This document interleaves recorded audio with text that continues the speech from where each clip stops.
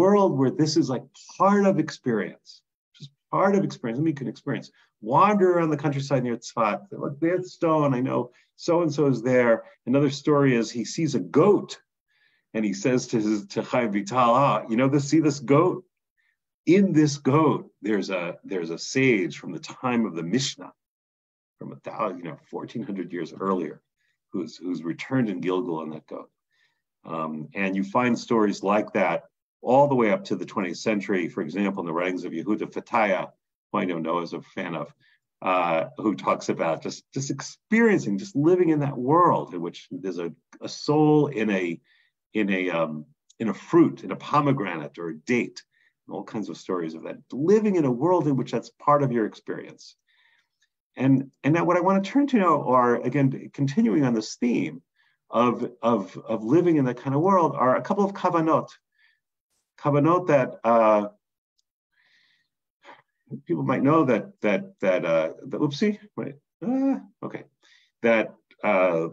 people often recite kavanot before the intentions to focus on whatever mitzvah, ritual performance they're about to engage in. And a lot of these kavanot originate in kabbalistic texts. Some of the kavanot that are printed in prayer books today have sort of deleted the kabbalistic dimension. Actually, now they're sort of coming back. But I found this one particularly interesting. This is a kavanah before the nightly recitation of the Shema, the Shema that you're supposed to say before going to bed. And this is found in many Hasidic and Middle Eastern liturgies. In other words, liturgies that are influenced by Lurianic Kabbalah. And it goes like this: Master of the universe, I love this one. I hereby forgive anyone who angered or aggravated me, or who sinned against my property, honor, or anything of mine, whether inadvertently or intentionally, accidentally or deliberately, in thought, word, or action, whether in this gilgul or in any other gilgul. And no person should be punished because of me. This idea, before you say Shema at night, before you say the Shema at night, you should forgive everybody. And this idea actually comes from the Talmud. That's where we first find it. It's in the Talmud. But this idea of gilgul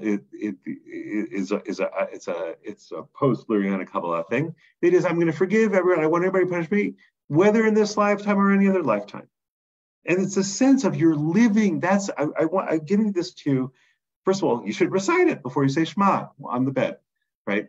But even leaving that aside, it's the idea of living in that sense. Is I'm not just here now, and I'm not just relating to people that are around me now, but I am living with history. I'm rooted in history. My human relations are with people alive today and people alive long ago.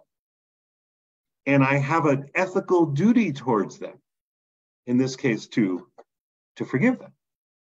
I love that one. And here's another one. This is from the school of the Rashash, famous Middle Eastern Kabbalist. There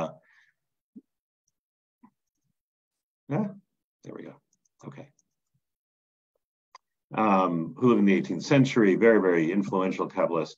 And I gave you this whole text in big letters just because this is a very long Kavanah. In order to actually explain this whole thing, that we would have to take several years to actually explain this whole thing. But I just translated a little excerpt from it. And you say, for the sake of the unification of the Blessed Holy One and the Shekhinah, that's how all Kabbalistic Kavanot start. L'shem yichud kuchabrichu shechintei. And then you say, in the name of, and you just say, in the name of all Israel. But this goes on. In the name of all Israel, and in the name of all the beings, spirits, and souls, and this is my translation for nefesh, ruach, and neshamot. In the name of all the beings, spirits, and souls that are aligned with my being, spirit, and soul, we here come to perform this mitzvah of sounding the shofar, and is also used for other mitzvot, to bring tikkun to all the sparks of holiness that fell into the demonic realm at the hands of the first Adam and at our hands, in these gilgulim or in other gilgulim. This idea, when you're performing a mitzvah, you're performing a repair on the universe. You're healing the universe. And here, to fully explain this would require explaining the Lurianic myth of the idea that the entire cosmos was damaged through Adam's first sin, and it caused sparks of holiness to be captured by the demonic realm, and doing mitzvot rescues these sparks.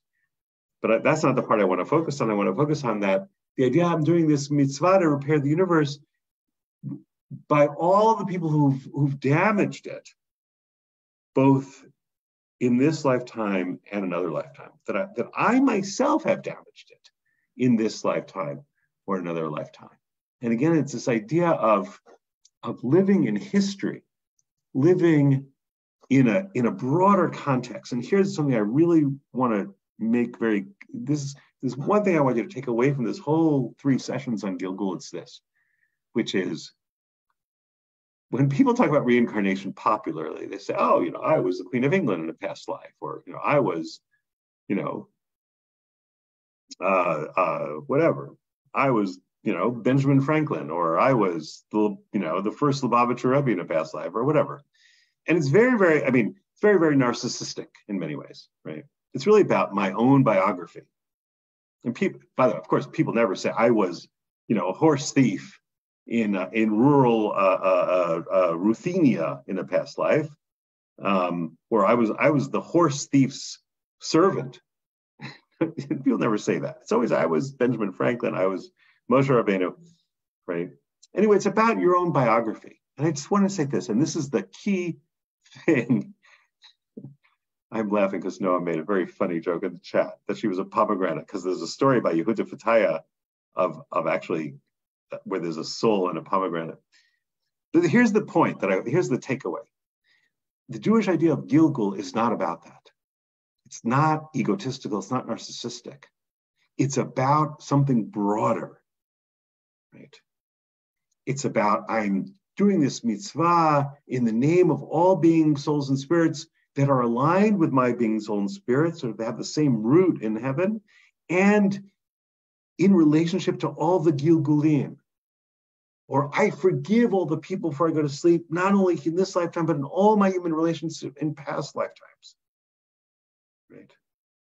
And it's about doing tikkun on human history. It's not about your own biography, or it's not only about your own biography. It's really about this broader idea. It's a utopian project and a messianic project. And we'll get to that, maybe not tonight, but another time. Okay, so with that said, I want to now go to the Sefer Abba here that will show you this, begin to show it to you.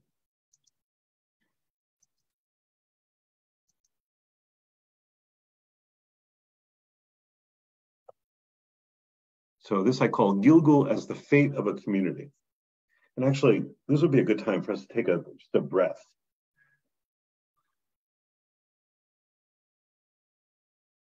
Okay, enough breath.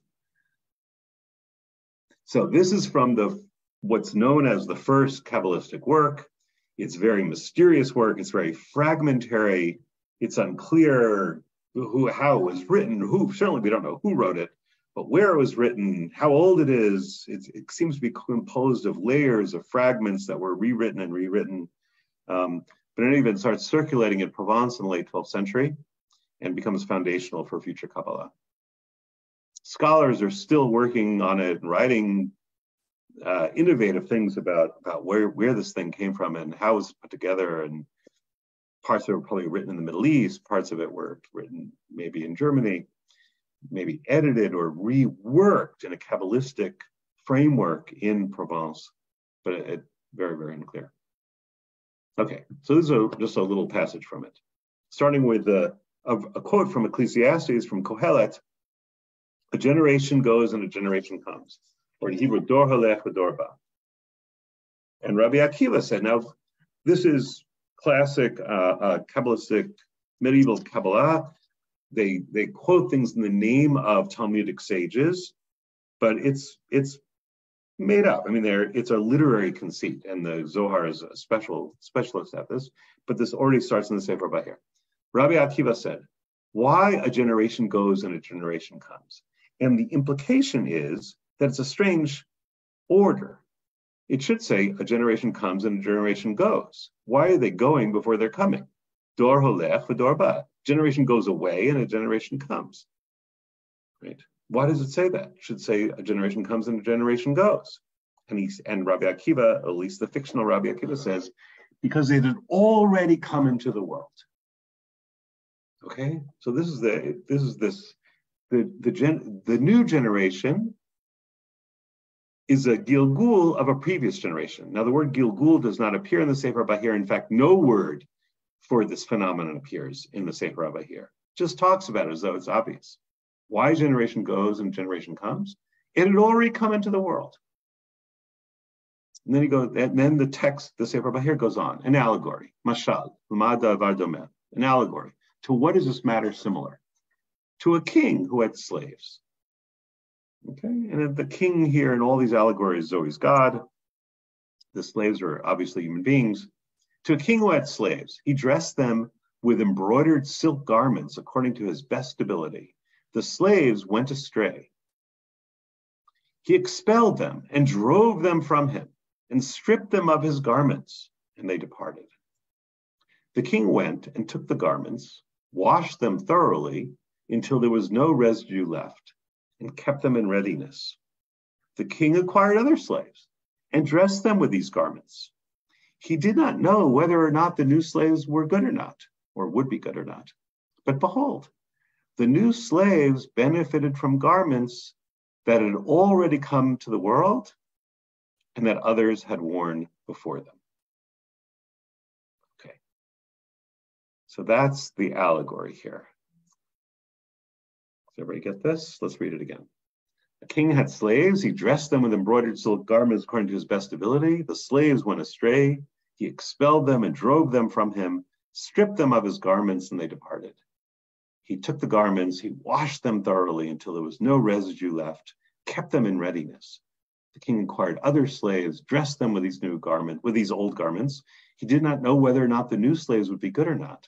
But behold, the new slaves benefited from garments that had already come to the world and that others had worn before them. Now, it seems quite clear what the references of this allegory is. The king is God, the slaves are human beings, a generation of human beings. And the garments, interestingly enough, appear to be the soul. And it's a very interesting and unusual image, because usually we think of the soul as something more internal, whereas garments are external. But here, the garments are clearly the souls, right? Human beings, gives human beings divine souls. And then turns out they don't merit them. They go astray. And so they get expelled. And I think their expulsion clearly refers to human mortality. They die. But the souls, he takes the souls and he cleanses them. Then another generation comes and he gives them the garments, the souls. So they're wearing the souls, they're enclothed with the souls, the divine souls that had already come to the world and that others had worn before them. And this is an allegory that's an explication of the verse from Ecclesiastes, from Kohelet. A generation goes and a generation comes. Right?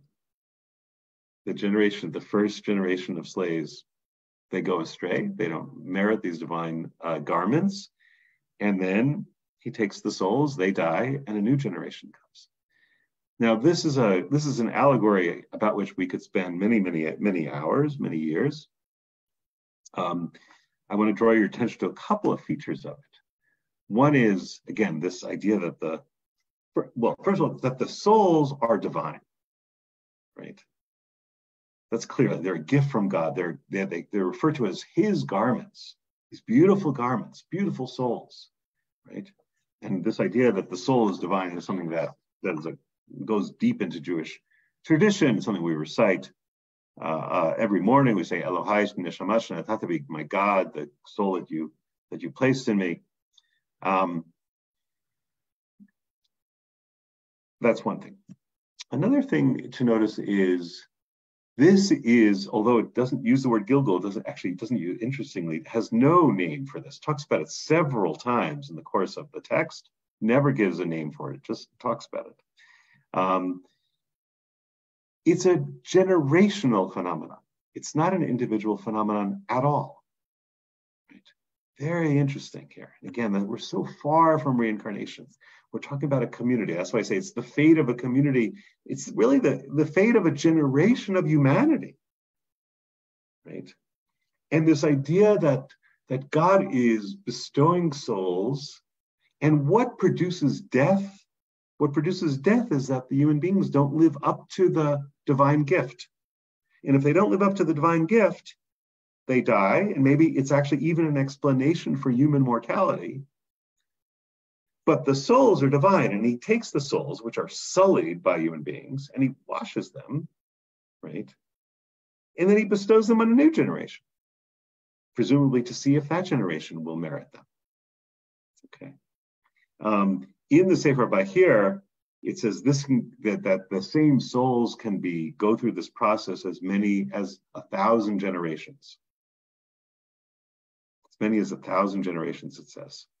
And it seems to be that the king here, the royal king, God, is trying to find a fit between the souls and the human beings. And I'm avoiding saying the souls and the bodies, because these slaves are not just bodies. They have free choice. They can do things. They can merit them or not merit them. They're not just bodies, like lifeless bodies.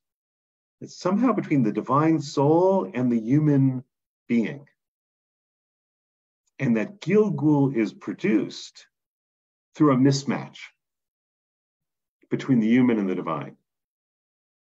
And maybe all of human history in this conception is a quest for a match between the human and the divine. And God keeps on trying it out. And of course, the God here is not omnipotent, not omniscient, right? It says the king doesn't know whether the slaves are good or not. Not omniscient, not omnipotent, because gives these garments, thinking it'll work, and that doesn't work, right?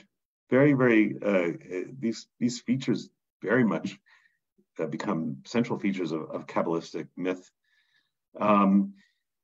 Also, the souls are given each time anew, and this is different than in other kabbalistic works that we'll look at.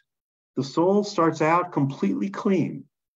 The divine cleaner cleans it. So presumably he says, wash that of any residue, right? They start out completely clean and pure. It's what we say in the morning, in that prayer we say in the morning, which is from the Talmud. It's not referring to gilgul, but we say it every morning. My God, the soul that you placed in me is pure. You created it. You breathed it into me, right? This idea that the human being is a convergence of the human and the divine is a very old idea in Jewish thought. Here it becomes, when it's a mismatch, that becomes the reason for death and the reason for gilgul.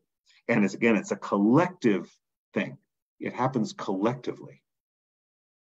And that's why I say this is really about human society and about our relationship to others. It's embroidered in this broader context, and ultimately it's all of human history.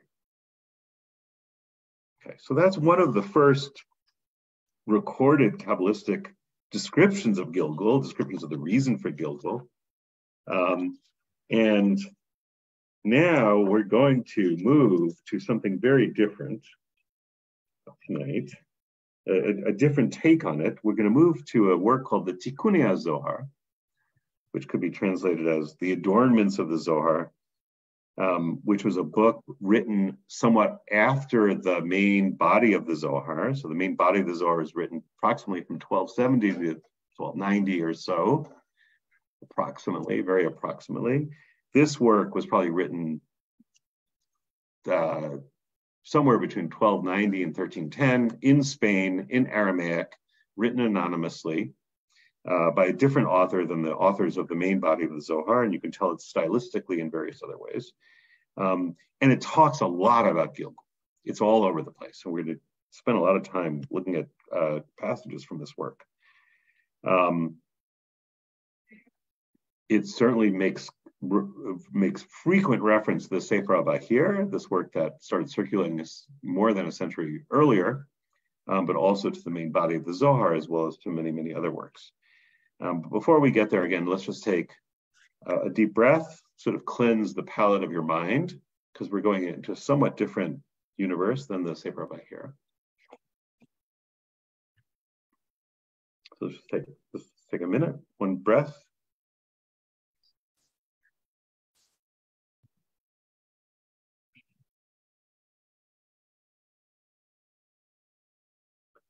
Okay, ready? Here we go. Now this is, remember I just said, gilgul is about this. It happens when there's a mismatch between the human and the divine. Remember that? This is really describing it now in detail on the level of the individual and the individual body. We're really now moving into this emphasis that I've been trying to draw out during the entire course on the body. Okay, and I call this the goal of gilgul in the Tikkun Azar, actually a goal, there are many goals, the attainment of the image of God, the Tselem Elohim. In Genesis it says that human beings were created in the image of God. In the Tikkun Azar it says, don't take that for granted. It's something you have to achieve and not take for granted. And it might take you more than one lifetime. So here we go. A person must crown the Blessed Holy One over each and every limb. Okay. So it's the idea that doing good deeds and doing ritual performances makes God dwell in your body. A person must crown the Blessed Holy One over each and every limb. The Aramaic is a little bit, or the Aramaic is a little bit hard to translate. This word I'm translating as crown is la'amlacha or lahamlich in Hebrew, to make him king over each and every limb, and to prepare for him a clean and pure place to dwell therein. You're making your body a place where God dwells. And therefore, a person must burn away from each and every limb all thoughts and all evil ruminations of filth, basically all bad thoughts, which are klipot. And those thoughts are klipot, which is the main one of the two main kabbalistic terms for demonic beings. It literally means husks or shells. Right? So you have to like purify your body and get rid of all evil. It says burn it away. Okay. And he must inflame his limbs with all worthy mitzvot, which are candles. So it's two uses of flame imagery. On the one hand, you have to use flame to burn away the evil thoughts, the demonic residue in you. And then you have to light up holy flames, the holy flames of mitzvot. He must inflame his limbs with all worthy mitzvot, which are candles, and which dwell on each and every limb. For every mitzvah is called a candle, as it is written in Proverbs, for a mitzvah is a candle. And also in Proverbs, the human soul is a candle of Hashem, Ner Hashem. Ner Hashem, what is it? Actually, the Ner Hashem mitzvat Adam. I'm sorry. Yeah. But the human soul is a candle. So taking these two verses together, a mitzvah is a candle, and the soul is a candle, and bringing those two together is you make God dwell in your body. Now, here's now an analogy between the soul and the human being and God and the world. And this analogy already occurs in the Talmud in a somewhat different way, but that's the source of it. The Blessed Holy One, whose dominion is over every place, like the soul, whose dominion is over each and every limb. Quoting from Isaiah, the whole earth is filled with his glory. From every place where a person calls to him, to God, he answers. So, and the sense is, from every place in your body, you can call to God. That's the sense here. Unless the place of that limb is damaged through a sin that the person committed. You can call to God from any part of your body where you've made a place for God, where God dwells. The Blessed Holy One does not dwell in that limb. Right? And whether we're talking about the body, we're not talking clearly about physical damage, we're talking some kind of spiritual damage to various parts of your being, parts of your body. The limbs of a person are ordered like the order of creation. Okay, and now here we're getting this idea of situating the human being in the context of the cosmos as a whole. And therefore, a person is called a microcosm. And they use, although it's mostly written in Aramaic, they use the Hebrew phrase, olam katan. which literally means the microcosm. And one who crowns the Blessed Holy One on each and every limb, it is though he crowned him over the whole world. Because if you are a small world, then crowning God over your body, each and every limb is crowning God over the small world. And since your body is structured like the cosmos as a whole, it's as though you've crowned God over the entire cosmos. And the idea is to make God dwell in your body. That's really what it says. And this is really, in a way, anathema to versions of Jewish theology which have God as completely transcendent, completely other, completely removed from the world and certainly from the human body. Here its idea is you make God dwell in the body. Meritorious, zaka'ah. Meritorious is one who makes him dwell in each and every limb, to make for him a place to dwell therein, and to crown him in each and every limb, so that there will not be a limb empty of him. Right? And it's something you have to achieve. You have to make your body, your every aspect of your being holy, so that God can dwell in the body. For if a limb is lacking, in that the Blessed Holy One does not dwell over it, for the sake of this limb, the person returns to the world in gilgul. If you haven't succeeded in fully making your body a dwelling place for God, then you have to return until he is completed in his limb. So they will be all complete in the image of the Blessed Holy One. For if one is lacking, the person is not in the image of the Blessed Holy One. Or in the Aramaic, sort of a combination of Aramaic and Hebrew, it says, Dim chaser chad lav ihu b'tzalmo d'kuchabrichu. Right? Clearly evoking the verse in Genesis, clearly evoking the verse from Genesis, which says that Adam was created in the image of God. Right? And here the Zohar, classic Zohar thing, to say, yeah, oh, that's fine, but don't take it for granted. It's something you have to achieve. You have to achieve it. And if you don't achieve it, you're not in the image of God.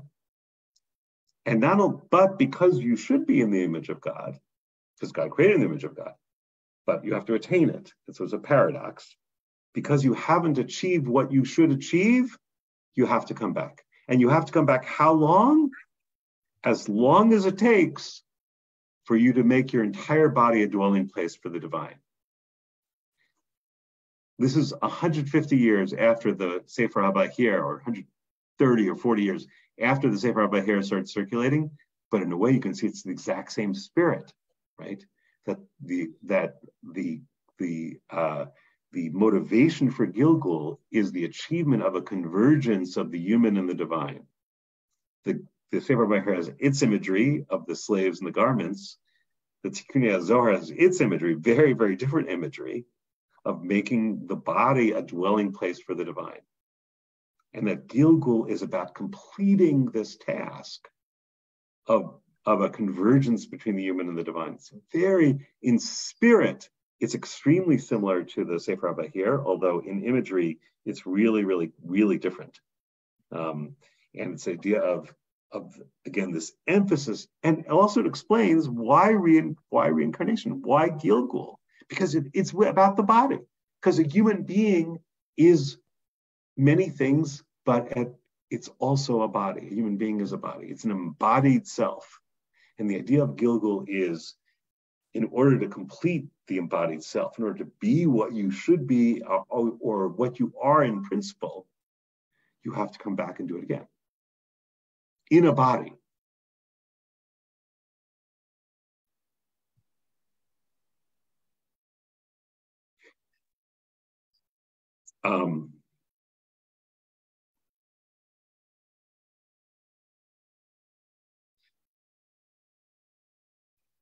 Let's take another deep breath. I have one last text that I love. It's like one of my favorite Gilgul texts from the Tikkunei Zohar. It takes a little explaining. I'm not sure if we'll be able to complete it tonight. We might have to come back in another gilgul to fully complete it if we don't achieve that tonight. But take a deep breath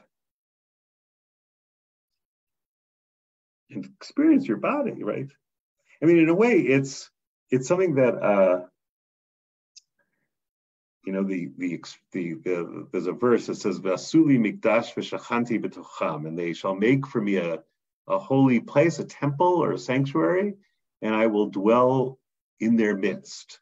That's a verse from somewhere, Deuteronomy. Anyway, somewhere. And there's an English version of the song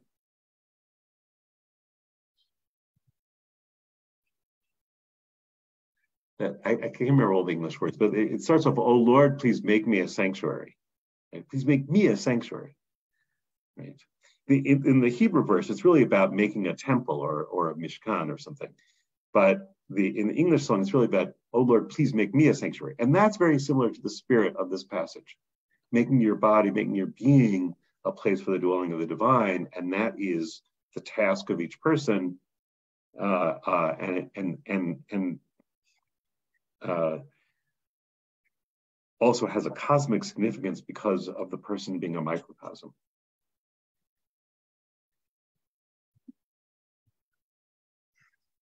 Okay, one deep breath.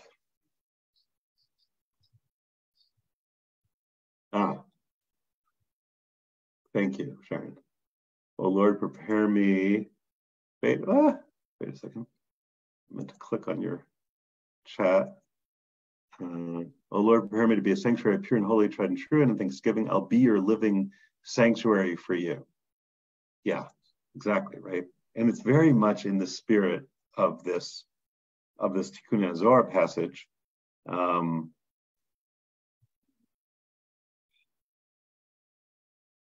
And you could say it's really living up to what you should be or what you are in principle. Genesis says we're created in the image of God. Tikkun HaZohar says, well, you have to achieve it.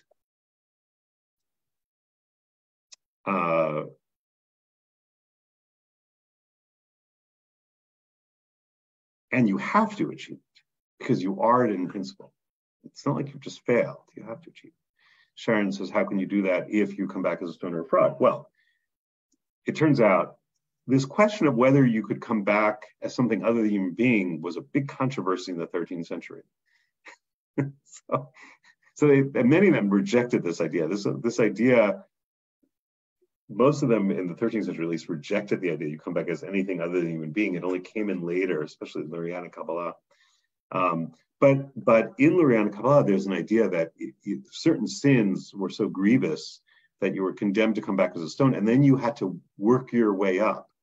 And there's actually a description of working your way up from a stone to a pomegranate, to a frog, to eventually to a person. I mean, I'm just giving funny examples, basically from a domain, something inanimate, to a tzomeach, something growing, to a chai, an animal, to medaber, a human being. And there's a description of that and how that's done, and whether you can skip stages, and very, very complicated discussions. Is gilgul not derived from Hinduism? We don't know. We don't know how it came into Judaism. Certainly, reincarnation is often associated very much with Hinduism. It was also, though, a big feature of Greek mystery religions. And Plato totally adopts reincarnation in one of his dialogues in the Phaedo, whether he's just, Plato sometimes recites these myths as something he doesn't really believe in, but he knows other people do, and he uses them as allegories, but that doesn't really matter for our purposes. It was a deep part of Greek mystery religions. It's possible that the Greeks got it from India, but all this is somewhat lost in the shrouds of time and sort of beyond what I can opine about competently. It's certainly true that when I've taught gilgul to non-Jewish students, I taught a very, very big class on death last year. A couple of Hindu students said that what I was saying sounded very, very uncannily familiar. And, we could speculate about that. Okay, my last text for tonight, which is a beautiful text from the Tikkun HaZohar. I really love this text, even though part of it is a little bit hard to get, or like a wandering bird, gilgul and galut. And this is something that the Tikkun Zohar, it's a pun, it's not really a pun, but a little bit of a pun that the Tikkun Zohar likes between these two words, gilgul, or in Aramaic you say gilgula, and galut, or in Aramaic you say galuta. Gilgula and galuta, right? And the idea of gilgul as exile. And they sometimes use the words very, very closely next to each other. Now, this is an explication of a ritual that is a little bit that seems to be somewhat cruel, although it is sort of a combination of compassionate and cruel, but in which the Tikkun Zohar focuses on its cruelty or its tragedy. It's called the mitzvah shiluch hakan, which is from a verse in Deuteronomy that says, if you want to take chicks from a nest, I guess to eat or something, don't take them while the mother is still there. Send away the mother, and then you can take the chicks, right? And it's clearly something about compassion. You shouldn't inflict the pain on the mother of taking her eggs and her chicks away from her while she's still there. On the other hand, you are sending her away. So it's sort of a combination of the two. I think the Tikkun Zohar takes this as teaching about compassion, even though you could see it the other way as well. So shiluch hakan, this is it's a mitzvah that's described in Deuteronomy. And shiluch hakan literally means the sending away of the nest, or really sending away from the nest would be a better translation. Here is the mystery of the bird's nest, of which it was said, thou shalt send away the mother. And then we're focusing now on the bird, not on the chicks. And she goes away wandering from her nest. Right? And we're going to be focusing now on this bird. And the bird is going to be an allegory of the soul. Corresponding to the three sendings away of Noah's dove. Now, people might remember that in the story of Noah's Ark, when he thinks the flood is receding, he sends a raven, and that doesn't really work, and he sends a dove, and the first time the dove comes right back. The second time the dove comes back with an olive leaf in her mouth, and Noah says, the waters must be receding. And the third time the dove does not come back, presumably because she found a place to rest. And there's a song on Shabbat that we sing about that, that the dove found a resting place. It's really from the verse in Genesis, corresponding to the three sendings away of Noah's dove.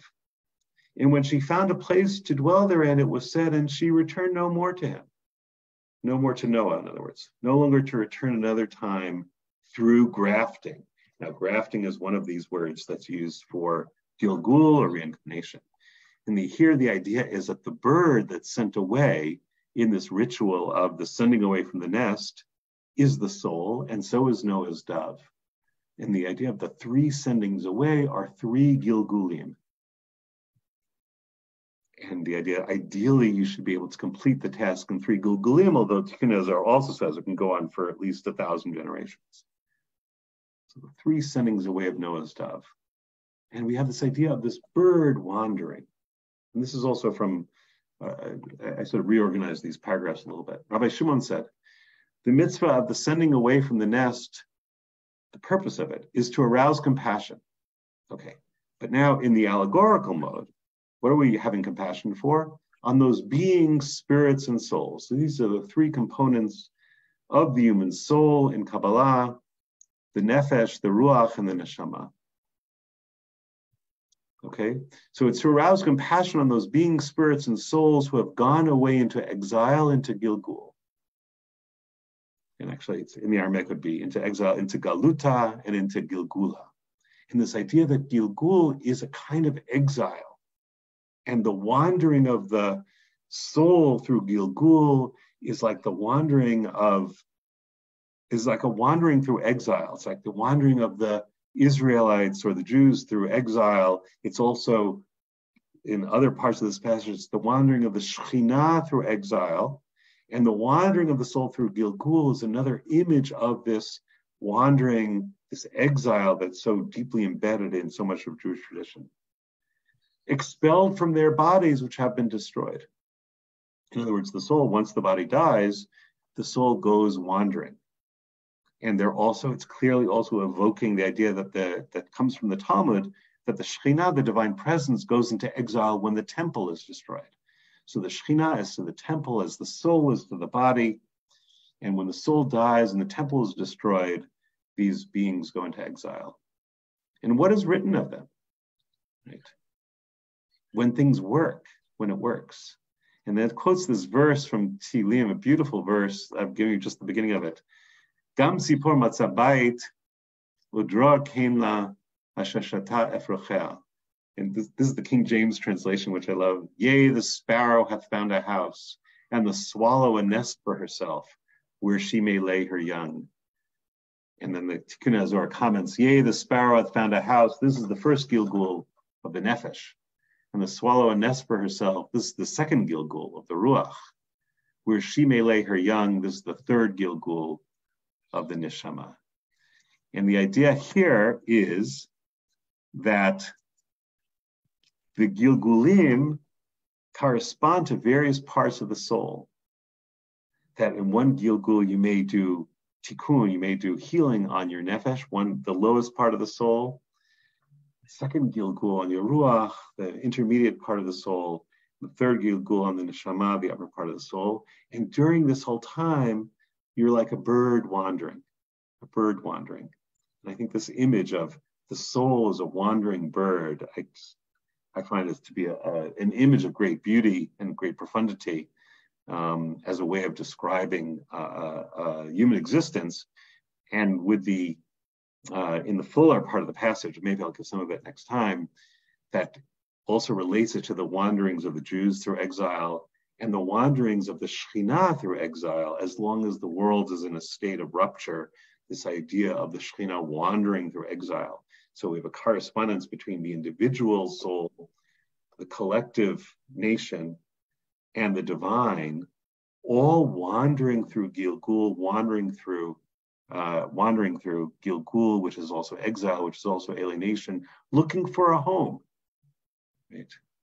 And as we say on Shabbat, Yona Matzah Manoach in that song. And I realized it's exactly 9 o'clock, actually now it turned 9:01.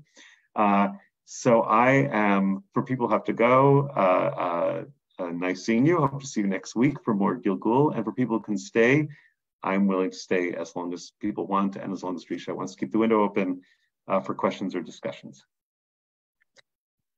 I have a question. Am I mute or not? No, you're good. You're good. Can you hear me? Yes, yes.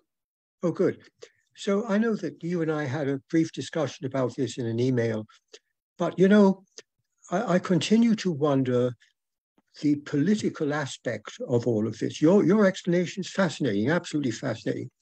But recall that the church, the Christian church, has always tried to downgrade Tanakh, has always tried to downgrade whatever happened in Judaism.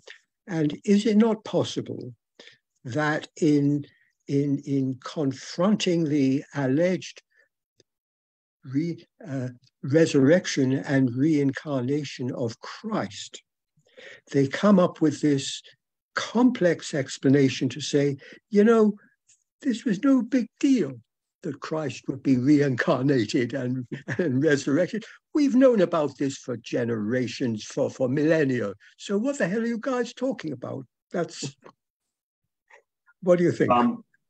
I think that there is, certainly with Tchiat HaMetim, with resurrection, there's a dialogue with Christianity, although as I pointed out, the Jewish belief in resurrection at the end of days precedes Christianity, that Jesus in the New Testament has a firm belief in the resurrection of the dead at the end of days, and that in that he is a follower of the Pharisees, with whom he otherwise has such difficult relationships. But it's very clear, and he says, the Sadducees who don't believe in resurrection, right? And Jesus is just being a good Pharisee and saying, and making resurrection so central.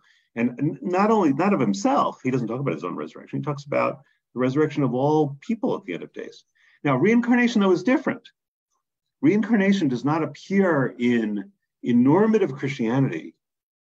You don't have, I mean, reincarnation is only in certain heretical Christian sects like a Qatar, who are also in sort of that same region of France and Spain around the same time as the Kabbalists, right? So although reincarnation became very central to central strands of Judaism, I mean, where Kabbalah becomes the main way in which most Jews understand Judaism for several centuries, becomes central and becomes part of Jewish folklore in Europe and North Africa, Middle East. That never happens in Christianity. So reincarnation and resurrection are actually quite different. Resurrection at the end of days is one thing. Reincarnation through history is something very, very different. So, you know, with resurrection, we're definitely involved in some kind of dialogue with Christianity back and forth. With reincarnation, not because, again, it never became part of the doctrine of main churches and only appears really in heretical or sects that most Christians viewed as heretical, like Qatar. Yeah, Beth. I have two things. One is one of the comments you made early on about looking in the eyes and discerning whether this is a new soul or an old soul. And I wondered how that fit in with the idea that that all souls were somehow present at Har Sinai. Right. And so in that sense, where would these new ones come from if that is indeed the case? Right. And I have something else too, once you have tackled that. once I dispose of that minor problem. Okay, well,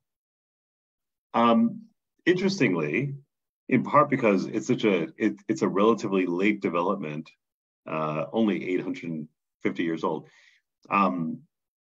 There's a lot in discussions of gilgul in different texts which are not consistent with each other. So don't expect it all to be completely ironed out. There's attempts so in the 13th century, you get different ideas of gilgul in these all different texts.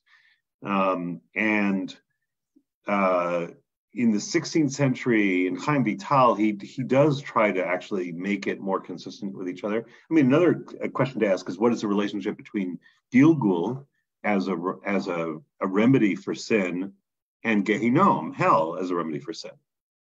And that is something that Chaim Vital tries to work out, you know, how to reconcile those two ideas. And what if just a punchline would be, just, you know, spoiler, he views Gehinom as something you have to merit. In order to go to hell, it's something you have to achieve a certain level. And gilgul is preparation for that. You can't go to Gehinom until you've already gone through gilgul to get yourself up to the level of being ready for Gehinom, interestingly. So somebody says, go to hell, you say, oh, you must think I'm at a very high madrega, I'm a very high level already. You say, go to hell, say, oh, thank you. I don't deserve to, but I appreciate the compliment, you think I'm at that level.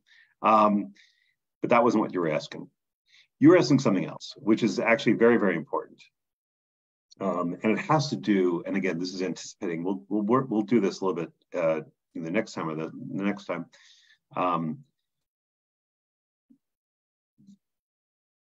And this comes out both in Tikkun HaZohar and then more systematically later.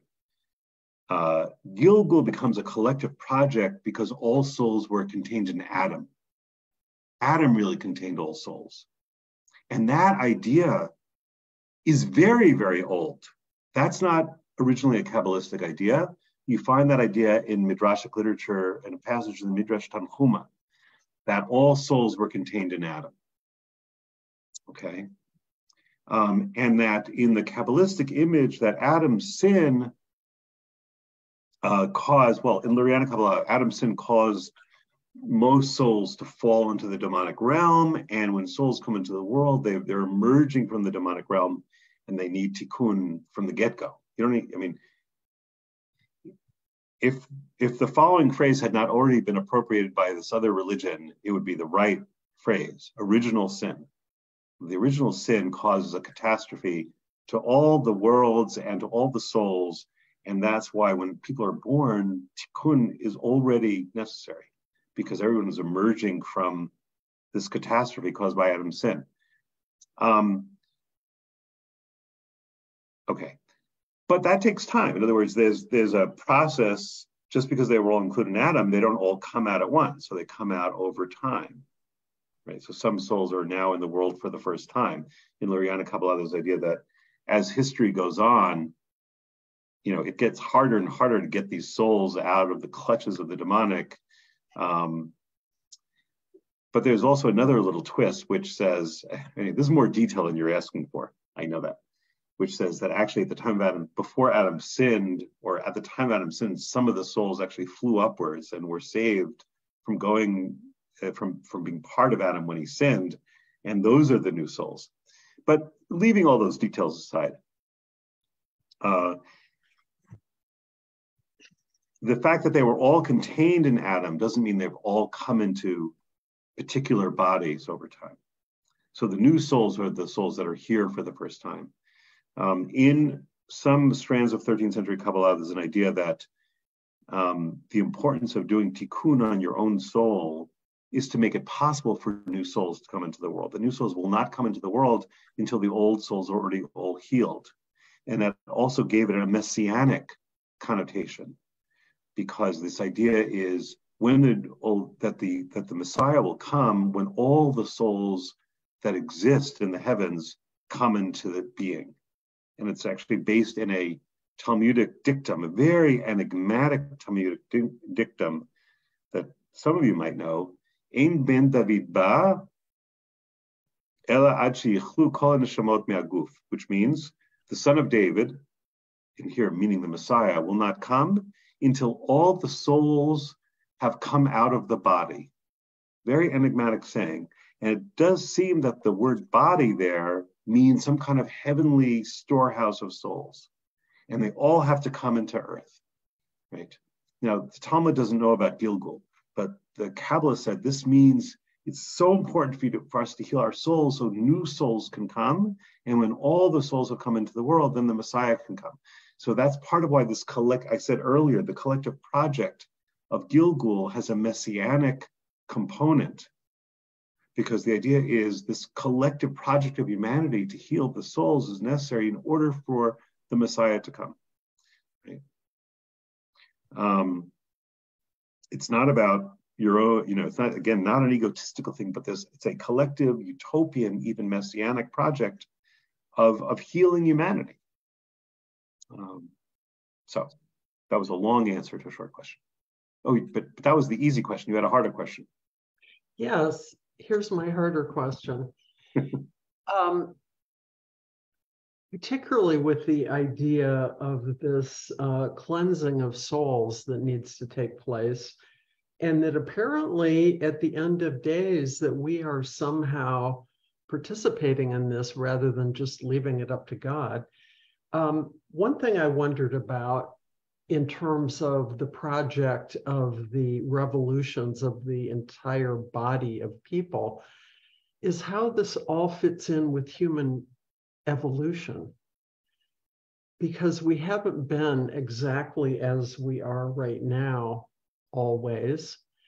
And as future generations come along, they will not be exactly as we are right now. And we as individuals won't undergo really significant modification, except whatever tikkun we do, maybe from a moral sense, or maybe we improve our behaviors. But as a species, it's generation to generation to generation to generation of very, very slow incremental change. And I always think about how does our Judaism fit in with what we know in this whole other realm out there, the realm of science. You mean physical evolution? Yes, yes, the evolution of our species. I see. Well, it's a good question. I mean, I think in terms of biological evolution, I mean, obviously the Jewish tradition didn't know about it because nobody knew about it really until the 19th century. So one could imagine, I could imagine adapting it to that, but you won't really find it in the traditional sources. But it would be interesting to think about it in those terms. In terms of historical evolution, more about the evolution, sort of the cultural evolution of the species. There, I think, the traditional texts have a lot to say about it. And I mean, one of the things it says about it is it's not linear, right? And we know it's not linear. We know that humanity has not progressed in a linear way towards being a better version of itself. We know that for sure.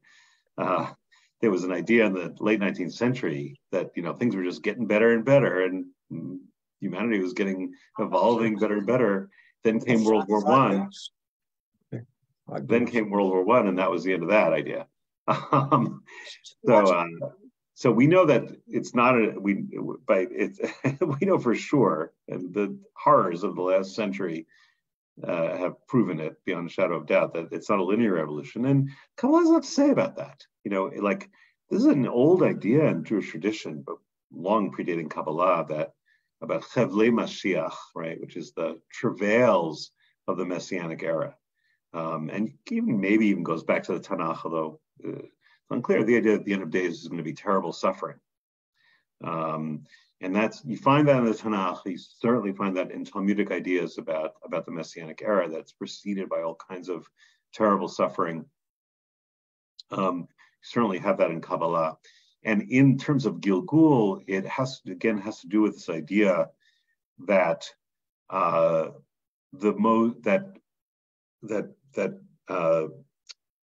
Messianic age only comes when all the souls have received tikkun, and that the hardest souls to bring out into the world are those that are most firmly held within the realm of evil. And they're the ones that are most difficult to come into the world, and they're the ones that are most difficult to receive tikkun. And that somehow that it's not things are getting better and better, things are getting harder and harder, would be more of a kabbalistic way of looking at it.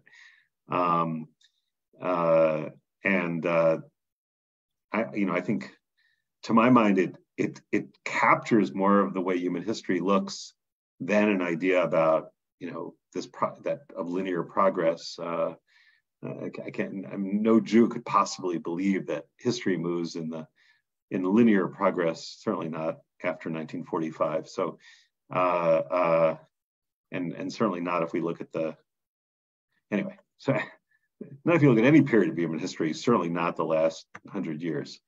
And how do we explain all this terrible suffering and all this evil that we have witnessed over the last 100 years, despite the fact that, the technological means of having a lovely society is all there. So I think that Kabbalah has a lot to say about that. And Kabbalah is not a vision of linear evolution. It's not a happy-go-lucky thing. It's really about struggle. And I think there's a strong tragic sense in Kabbalistic visions. And it's one thing that, for me, it appeals to me in that way, because I think it's very realistic. It's much more realistic, paradoxically, even though it's all these fantastical myths and stories. And yet I think those stories, they express a realism about the tragedy of human history and the tragedy of human existence that I find to be true, that has a profound truth to it. Any other questions or comments about tonight?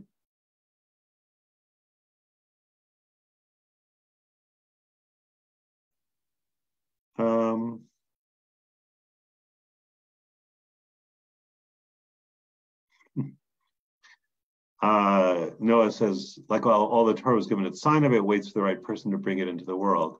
Yeah, and also, there's an idea that also comes from the Tikkun Azor, that there's a messianic, that in every generation it's possible for the Messiah to come. And in later Kabbalah, they view it as a spark. There's a spark, there's a spark of the Messiah in every generation, maybe more than one.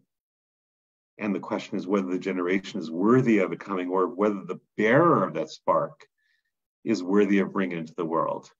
And in Moshe Chaim Luzzatto, who's an 18th century Kabbalist, he talks about various figures in human history who are kind of villains, but who had the messianic spark and they blew it. But this really comes really from, it's a rabbinic idea. It's really from the Talmudic era, but in Kabbalah it becomes very, very important. In the Tikkun Azar talks about how there's the spirit of Moshe is in every generation, right? And that also makes the idea that every generation can be the generation of the Messiah. For people who know the work of Walter Benjamin, who was a secular German Jewish intellectual in the early 20th century, who died fleeing the Nazis in 1940, he says, oh, I wish I could remember this, the exact words. He says, for the Jews, every moment is the narrow gate through which the Messiah can enter. This beautiful sentence. Walter Benjamin was a very close friend of Gershom Scholem, who was the founder of the modern study of Kabbalah. He was also a very good friend of Theodor Adorno, who was one of the most important Marxist theorists of the 20th century. He was friends with both of them. He sort of moved between them. Anyway, he has this short set of aphorisms called the Theses in the Philosophy of History, where he has this line that I assume he partly inspired by his conversations with his friend Gershom Scholem. Every moment is the narrow gate through which the Messiah can enter. It's a beautiful idea that, in other words, it's not linear progress, right? It can happen at any time, unexpectedly, but also there can be a regression at any time. Other comments, questions?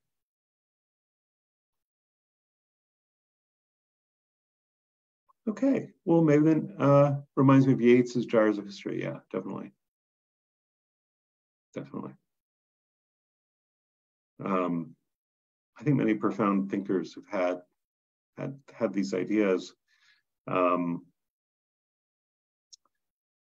So I guess we'll wrap it up for tonight. I emailed Noah the PowerPoints. Are you distributing those, or can you email those to people? Noah, are you there? Oh, they all went out right. Okay, good. And I'll give you the one I did for tonight. And if people want to email me questions, you can during the week. And I look forward to seeing you all next week. So have a wonderful week, and I will see you then. Thanks for participating. Thank you so much, Dr. Berman, and thank you everyone for joining us. If you would like to sign up for more classes at Drisha, including Rabbi Silber is starting a new class on Elijah of the Talmud, a rabbinic reconstruction. You can sign up for that class and many more at 5783.drisha.org.